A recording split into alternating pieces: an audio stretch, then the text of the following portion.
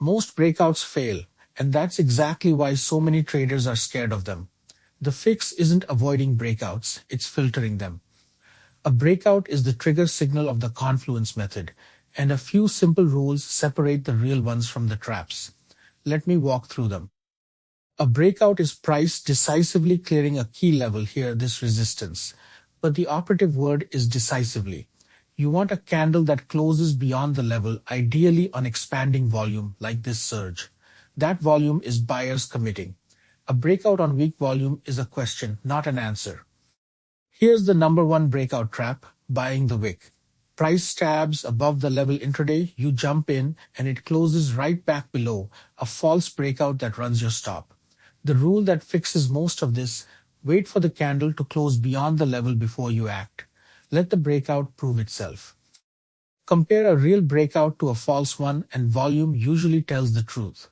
When price pushes through the level but volume stays flat and it can't hold, that's a failed breakout. Sellers were waiting. No conviction, no follow-through, no trade.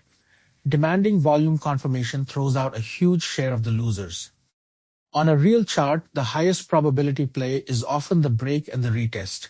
Price clears the level, comes back to test it as new support, holds, and then runs. That retest gives you a tighter stop and confirmation that the old resistance has truly flipped. Patience on the entry is the edge. Here's the full trade. Price breaks above resistance at 118 on a volume surge, then pulls back to retest that level, and the old resistance now acts as support. That successful retest is your entry, right here, with the safest stop of any breakout style, just below the reclaimed level, around 115. Your target is the measured move projected off the base. Break, retest, hold, go. It gives you a tighter stop and far fewer false starts than chasing the first candle through. The other expensive breakout mistake, beyond buying the wick: chasing the extension. Price breaks out, runs, and you jump in 3 candles late. Now your stop is enormous and your reward shrunk.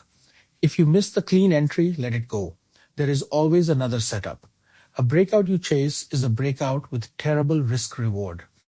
And to place it in the method, the breakout is the trigger, the final signal that pulls you into the trade. But a trigger with nothing behind it is a trap, which is exactly why most breakouts fail.